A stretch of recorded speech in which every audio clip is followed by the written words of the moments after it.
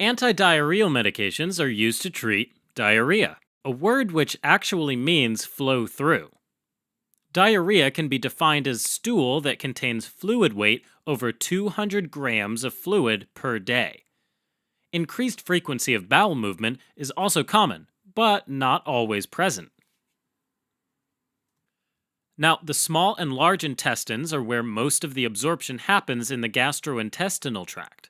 Both regions contain smooth muscles which perform what's called peristalsis, which is a series of coordinated wave-like muscle contractions that help squeeze the chyme, or the food bolus, after it leaves the stomach in one direction.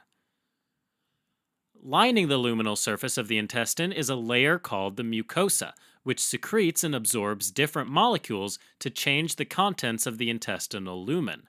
The mucosa of the small intestine has lots of tiny ridges and grooves, each of which projects little finger-like fibers called villi. And in turn, each villus is covered in teeny tiny little microvilli. All of this gives the small intestine plenty of surface area to absorb nutrients and ions. The large intestine mainly absorbs excess water from the chyme, and that helps condense it into dry fecal matter, which eventually ends up in the rectum. There are four main causes for diarrhea: osmotic, secretory, inflammatory, and diarrhea associated with deranged or unstable intestinal motility. Osmotic diarrhea is caused by poor absorption of certain molecules, which leads to an excessive amount of solutes in the intestinal lumen. The extra solutes cause fluid retention due to osmosis, which is when water moves from intestinal cells across semi-permeable membranes into the lumen, so that solute concentrations are equal on both sides. One example of this is lactose intolerance, where there's a deficiency in the brush border enzyme lactase in the small intestine, which breaks down lactose. The excess lactose stays in the lumen and pulls water into it, leading to diarrhea. Osmotic diarrhea will resolve when the affected person stops ingesting the causative product. In secretory diarrhea, there's increased secretion or decreased absorption of ions like chloride or bicarbonate. This is most commonly caused by bacterial endotoxins, like cholera toxin released by Vibrio cholerae. This toxin increases the secretion of chloride and bicarbonate ions in the small intestine, while inhibiting sodium ion absorption. These ions build up and cause an osmotic effect, sucking more water into the lumen from the surrounding tissues. What differentiates it from osmotic diarrhea is that symptoms remain even with decreased oral intake. Inflammatory diarrhea is caused by immune-mediated damage to the epithelial lining of the large and small intestine, which impairs their absorptive ability for nutrients and water. It could be caused by inflammatory bowel diseases like Crohn's disease and ulcerative colitis, or infections, most commonly by viruses like rotavirus and bacteria like Salmonella, Shigella, or E. coli. In diarrhea associated with deranged motility, like in irritable bowel syndrome, there's increased enteric nervous system activation, which leads to increased frequency of peristalsis. This pushes the chyme through the intestines too quickly, resulting in less time for water and nutrients to be absorbed. Most cases of diarrhea are self-limiting, and no treatment is necessary. In more severe cases, the primary treatment should always be to replace the fluids and electrolytes to prevent problems like dehydration, hypotension, hypokalemia, and metabolic acidosis. Pharmacotherapy for diarrhea should be used when there's a risk of developing these symptoms. Antidiarrheal medications can reduce the frequency and severity of diarrhea, but they don't address the underlying cause. Classes of drugs that help to treat diarrhea include adsorbents, opioids, and anticholinergics. Let's start with adsorbents, which are medications that can bind to diarrhea-causing toxins so that they can't act on the cells of the gastrointestinal tract. These include bismuth, cholestyramine, kaolin, and pectin. Kaolin is a clay used to make porcelain china, and it's usually combined with pectin, a plant polysaccharide. Both substances are indigestible compounds that adsorb bacterial toxins and water in the gastrointestinal tract, leading to increased stool bulk and viscosity. However, they should be avoided within 2 or 3 hours of taking other medications, since they could bind to them in the GI tract and prevent their absorption. Bismuth is given with salicylate and is commonly known as Pepto-Bismol. This medication is usually used as an antacid for the treatment of dyspepsia. The antidiarrheal mechanism of action of bismuth is poorly understood, but is thought to have anti-secretory, anti-inflammatory, and antimicrobial effects. It's commonly used for the treatment and prevention of traveler's diarrhea.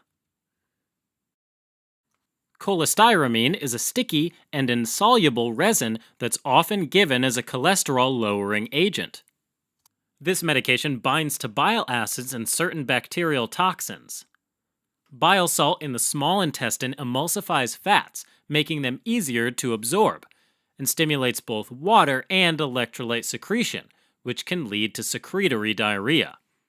Cholestyramine binds to the toxins in bile salts to form insoluble complexes that are excreted with the feces.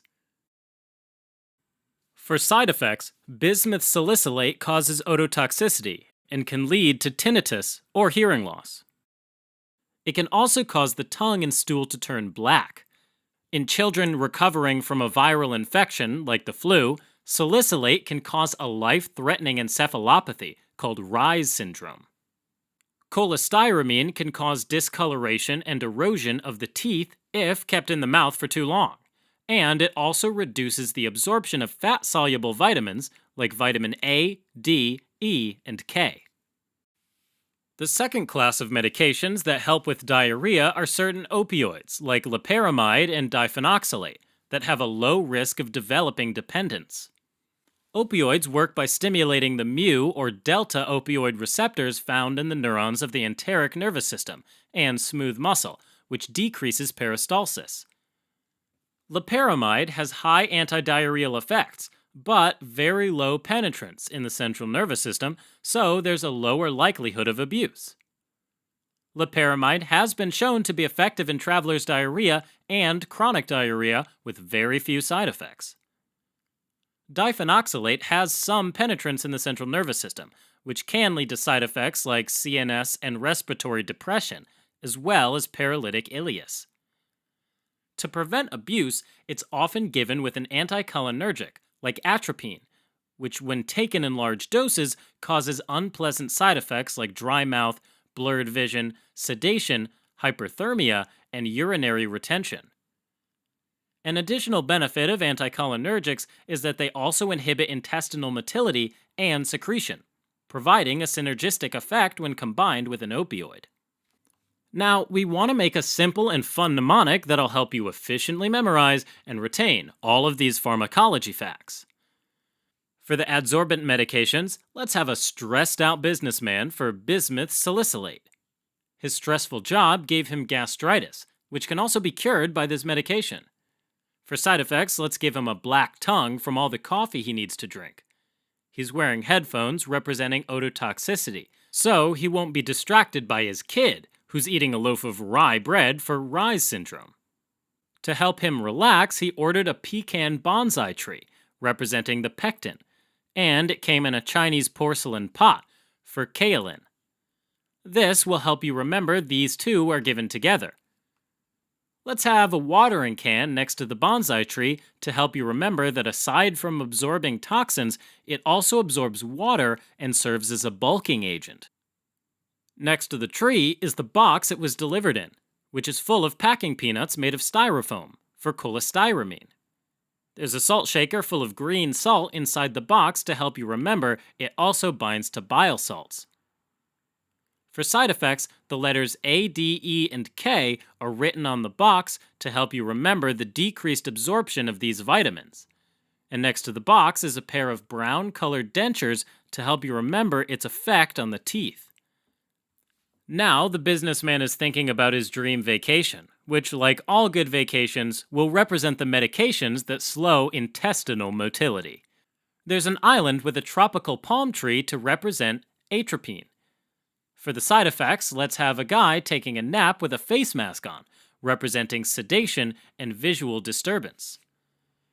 He's unconsciously fanning himself since he's experiencing hyperthermia.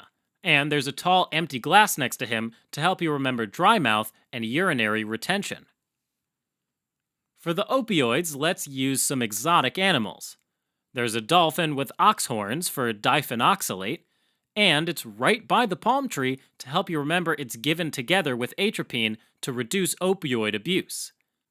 Next is an antelope for loperamide that's standing off on its own, since it can be used alone. For side effects, let's put a large ice cube by the dolphin, since diphenoxylate causes more side effects. It contains a brain, lungs, and the small intestine to help you remember decreased activity in these organs. Alright, as a quick recap. Diarrhea has 4 main causes, which include osmotic, secretory, inflammatory, and diarrhea associated with deranged motility. Primary treatment for diarrhea should always be oral rehydration with electrolytes. There are 3 main classes of medications for severe or chronic diarrhea, which include adsorbents, opioids, and anticholinergics. Adsorbents bind to toxins that cause diarrhea and often have other beneficial effects, such as absorbing water or bile salts. Opioids and anticholinergics decrease intestinal motility and are often given together to reduce the likelihood of opioid abuse. But wait, there's more. Here's a mind map with all of the mnemonics. Go ahead and pause the video so you can test yourself to see what you remember. Stay tuned for the answers after the credits.